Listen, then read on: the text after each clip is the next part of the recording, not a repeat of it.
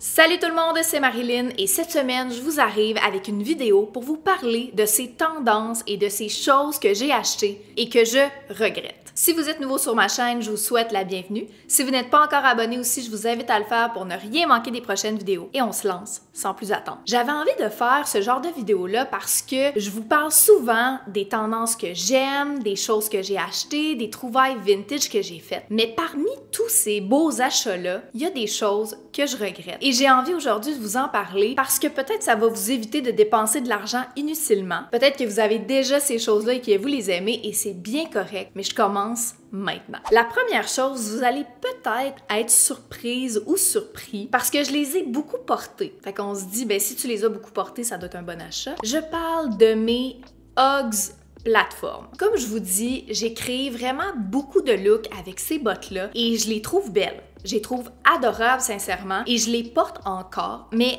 la raison pour laquelle elles se retrouvent dans cette liste d'achats que je regrette, c'est que ces bottes-là sont vraiment capricieuses. Je peux pas les porter à n'importe quel moment. Il faut des conditions météorologiques parfaite. Pas de slush, pas de neige, pas de pluie. Il faut pas qu'il fasse trop chaud non plus parce que c'est une botte qui est doublée en espèce de minou. Si c'était à refaire, je suis mitigée si je les rachèterais parce qu'elles sont vraiment cute comme je dis, mais j'ai un regret parce que je les porte pas autant que je le souhaiterais. D'ailleurs, c'est drôle parce que je voulais acheter les pantoufles slip-on avec le tour brodé que je trouve encore vraiment cute, mais je pense que je vivrai un peu la même chose. Donc c'est vraiment un amour-haine avec Uggs. C'est vraiment ce que je vis. Je poursuis avec... Écoute, cet item-là, je l'aimais tellement que je l'ai acheté en 2 couleurs. Et c'est vraiment pas mon genre de faire ça. Je parle de mes jupes en dentelle. J'en ai une blanche et j'en ai une bleue que j'ai achetée chez Urban Outfitters. Et là, je suis vraiment contente parce que je les ai achetées en rabais. Donc, mon regret est un peu moins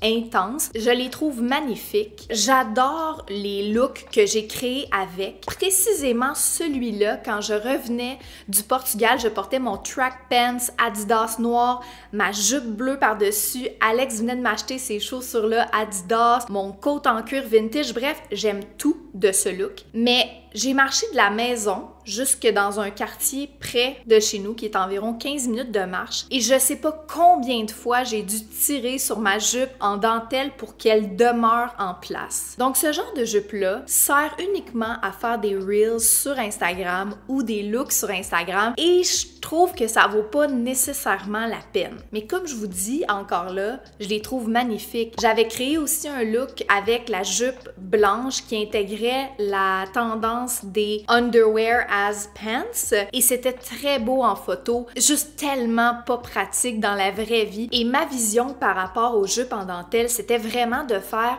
un layering par-dessus des pantalons. Et j'ai vu récemment des looks avec une jupe en dentelle mais plus lousse, plus flowy et je pense que ça réglerait le problème. Et là, vous êtes en train de vous dire, mais est-ce que tu vas encore acheter une jupe en dentelle? Peut-être si j'en trouve une plus lousse. C'est assez rare que j'achète chez H&M. J'essaie d'éviter le plus possible le fast fashion, mais là, je me suis laissée tenter par un sac en espèce de paille qui est beige et c'est écrit Paris dessus. Et quand je l'ai acheté, j'étais très consciente que ce sac-là, c'est un dupe du sac Prada. Et je m'aperçois que quand j'achète des dupes, ce qui est pratiquement jamais, je suis pas contentée. Fait qu'à ce moment-là, au lieu d'acheter celui chez H&M, j'aurais dû ne pas l'acheter. Et d'ailleurs, le Prada, à ce jour, je le trouve encore beau, mais j'aurais été vraiment déçue si j'avais payé 2000 $ l'année passée pour l'acheter. Et donc, finalement, ce sac du H&M, je l'ai porté, je crois, 2 ou 3 fois et j'ai fini par le donner à des œuvres de charité parce que je le portais tout simplement pas. Un autre achat que je regrette, c'est mon collier en cœur surdimensionné de couleur argent. Il se retrouve dans cette catégorie-là parce que ça a été une tendance extrêmement populaire sur Instagram et sur TikTok l'année passée. Et d'ailleurs, c'est drôle parce que je l'avais mis dans une vidéo de coup de cœur. Je le trouve encore beau, mais c'est comme si, étant donné qu'il a été tellement populaire et parce que je l'ai tellement vu, il faut que je prenne un break. J'ai pris un break de mon collier. C'est juste que je l'ai trop vu. Je vous avais parlé dans une autre vidéo des heirlooms, donc des pièces plus vintage ou d'héritage. Je porte beaucoup plus ma chaîne en or que ma grand-mère m'a offerte, qui est un petit cœur qui s'ouvre, et je me rends compte que je porte beaucoup plus cette pièce-là qui a une signification pour moi et qui, évidemment, j'ai moins vu. Présentement, je regrette cet achat-là, mais je crois qu'on va moins en voir et qu'éventuellement, je vais pouvoir le ressortir et le reporter à nouveau. Je vous ai parlé de cette tendance en 2023 qui est les chandails off the shoulder. Donc, les chandails avec les épaules dénudées. J'ai été influencée, je vais le dire comme ça, par plusieurs créatrices de contenu que j'aime sur les réseaux sociaux et je suis quand même assez fière de moi parce que j'ai trouvé celui-là à 9,99